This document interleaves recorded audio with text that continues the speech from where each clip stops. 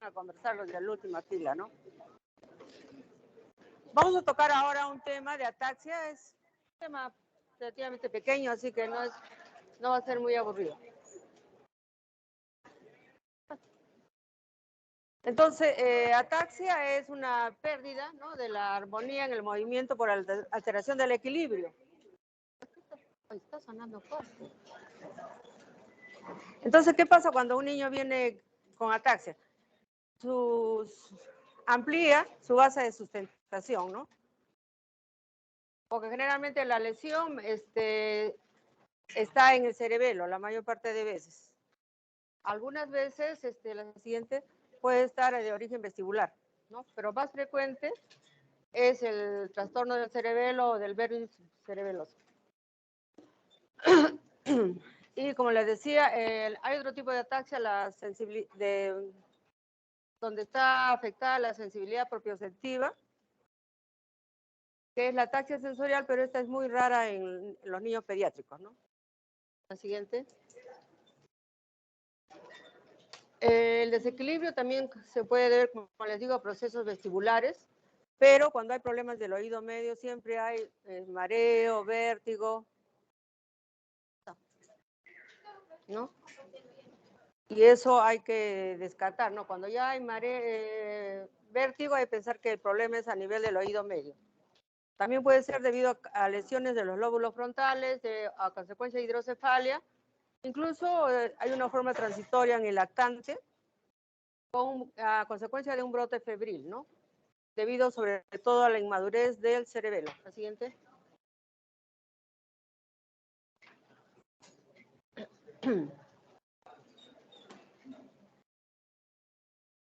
En cuanto a la epidemiología de la ataxia, es, como les decía, poco frecuente, ¿no? Cuando un niño llega, por decir, este es un informe de los países desarrollados, que tiene una base de sustentación bastante amplia, se tiene que pensar siempre en ataxia, ¿no?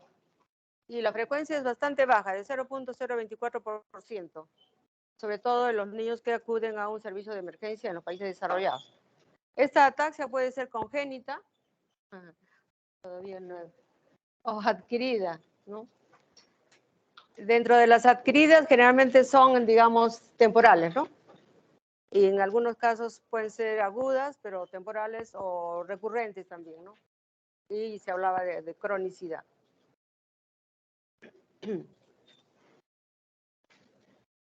Entonces, cuando un niño, como les digo, viene así con esta sintomatología, siempre tenemos que pensar que es un problema neurológico, lógicamente.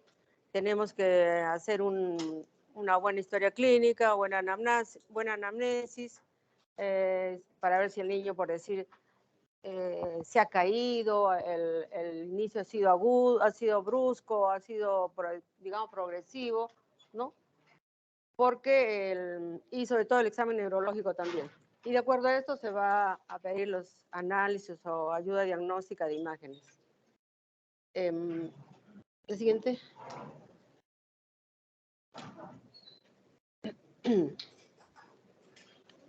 Sí. Entonces, en cuanto a la sintomatología que presenta este paciente, como les decía, si hay signos de disfunción del cerebelo, va a presentar nistagmo, ustedes ya saben, ¿no? Ensartre, dimetría, diacocinesia, temblor o hipotonía.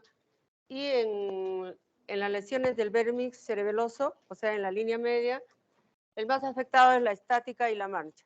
Ahora, si solamente la lesión es en un hemisferio cerebeloso, los síntomas son del lado de la lesión, ¿no? En cuanto a la ataxia sensorial, podemos decir que es ataxia sensorial si le hacemos cerrar los ojos al niño y vemos que ahí empeora el trastorno del equilibrio. ¿Es la siguiente? Ahora, entre las causas más frecuentes tenemos la cerebelitis aguda, postinfecciosa. Esto es frecuente en los niños, sobre todo cuando están cursando con un cuadro viral, ¿no? Y la edad más frecuente es de 2 a 5 años. Y dentro de los virus más frecuentes tenemos el de la varicela, puede ser el Epstein-Barr, Puede ser también el herpes, los enterovirus, la rubiola, parvovirus, etcétera, y micoplasma. En algunos casos también se presenta como consecuencia de respuesta a una vacuna, ¿no? La mayoría de las vacunas son virales, ¿no? Y la ataxia cerebral, como les digo, postinfecciosa, también se presenta como una ataxia bilateral, simétrica. Cuando se le pide los análisis, sobre todo el líquido cefalorraquídeo, generalmente está normal, ¿no? O puede haber una, digamos, presencia pleocitosis leve. Si le pedimos los estudios de imágenes, también nos va a arrojar que están normales. Entonces, como les digo, son temporales, puede durar de 2 semanas hasta 2 meses. El siguiente. Ahora, también se puede presentar la ataxia cuando hay intoxicaciones por medicamentos. Por eso es importante que ustedes hagan una buena anamnesis. Si hay algún familiar que toma, por decir, es epiléptico, toma medicamentos anticonvulsivos, ¿no? O benzodiazepinas, o de repente, por decir, drogas, o por decir, por accidente han tomado demasiado antihistamínico, ¿no? Sobre todo los niños que pueden tomarse los jarabes, ¿no? Y menos frecuente es la exposición a metales pesados. Generalmente las ataxias por intoxicaciones suelen asociarse con otros síntomas, ¿no? Por ejemplo, si es drogas, alcohol, de repente compromiso de conciencia, ¿no? O alteraciones propias o respuesta al medicamento o a la droga que se ha ingerido. Y como les decía, siempre hay que preguntar, ¿no? En la casa qué medicamentos, digamos, toman los familiares, digamos, en forma continua, ¿no? Periódica, ¿no? La siguiente. Ahora, en cuanto al trauma, los traumas cerebrales también pueden comprometer la fosa posterior, el cerebelo, y pueden producir ataxia, ¿no? O a consecuencia del trauma también puede haber una hemorragia, ¿no? O algunas veces no hay antecedente de trauma, pero si es un niño que tiene continuamente maltrato infantil, también hay que averiguar eso, ¿no? La siguiente. Hay otras causas de ataxia, pero son menos frecuentes. Puede ser la presencia de tumores, ¿no? De los tumores cerebrales en niños, el 45 a 60% están localizados en el tronco y en el cerebelo, lo que da una ataxia, por lo que, digamos, puede producir una ataxia en esta edad, ¿no? En la edad infantil. En general, los tumores dan sintomatología, digamos, más larvada, más lenta, y se puede asociar con otros signos, ¿no? De hipertensión endocraniana. En ese caso vamos a encontrar cefalea, diplopía, o vómitos, ¿no? A consecuencia de la hipertensión endocraniana. Ahora, si estos signos no están presentes, tampoco vamos a descartar definitivamente, ¿no? Porque tendríamos que tener estudios. La siguiente. Como ya les dije, si hay un trauma puede haber hemorragias, ¿no? Hacia el cerebelo, o sea, la fosa posterior, o puede deberse también a una malformación vascular, ¿no? O tumor.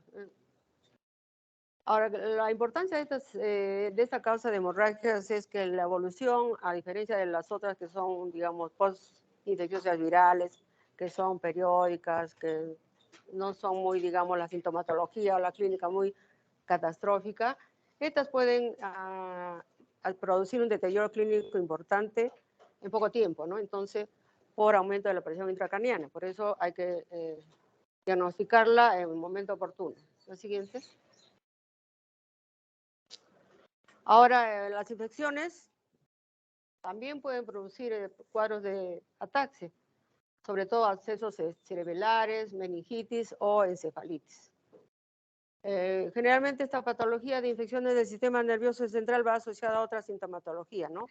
Fiebre, compromiso de conciencia en el caso de encefalitis, decaimientos y otros signos propios de esta patología.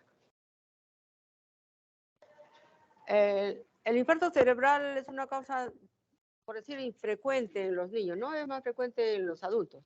Se produce por la disección de la vena, de la arteria vertebral, por lo que se debe sospechar esta patología cuando el paciente tiene un antecedente de alguna trauma de cuello, ¿no? O una alteración tromboembólica. Siguiente. Ahora, la migraña basilar, sobre todo en adolescentes, es una jaqueca acompañada de síntomas, signos de disfunción troncoencefálica, ¿no? Y puede producir una forma de ataxia, déficit visual o auditivo, disartria, alteración del nivel de conciencia o parestesias bilaterales, ¿no? Como les decía, es más predominantemente en mujeres y en adolescentes. Generalmente este tipo de cefalea es recurrente, ¿no? Y el diagnóstico, digamos, no plantea ningún problema, ¿no? Ya que es periódica y no hay compromiso, digamos, neurológico importante. La siguiente. El síndrome de Miller-Fisher es una variante del síndrome de Guillain-Barré. Es una poliradiculoneuritis, ¿no? Que estaba, creo, hace 2 meses, creo que estaba en alarma acá en el Perú. ¿O no? Sí, ¿no es cierto? Pero no es contagiosa así de persona a persona. Entonces, el síndrome de Miller-Fisher es una variante, como les digo, Guillain-Barré, que se caracteriza por la siguiente tríada: ataxia, arreflexia y oftalmoparesia. Generalmente se precede de una infección banal en la mitad de los casos, y en el estudio de líquidos cefalorraquídeos se puede encontrar una disociación albúmino-citológica. La electromiografía, ¿no?, muestra la existencia de polineuropatía. La siguiente. Ahora, también se puede presentar ataxia en el caso de enfermedades desmielinizantes, ¿no?, como la esclerosis múltiple, que generalmente es una enfermedad del adulto, pero del adulto joven, ¿no? Aunque puede debutar también en edades menores, en la adolescencia, y de forma muy frecuente y rara en la infancia. El primer brote de esclerosis múltiple también puede cursar con ataxia aislada, por eso es que se nombra acá dentro de las enfermedades desmielinizantes. Ahora, hay otras enfermedades como la encefalomielitis aguda diseminada. Es más común en niños, sobre todo entre los 5 y los 8 años. Y en ella la ataxia está presente en el 65% de los casos. En el síndrome de opsiclonos mioclonus también puede presentarse la ataxia.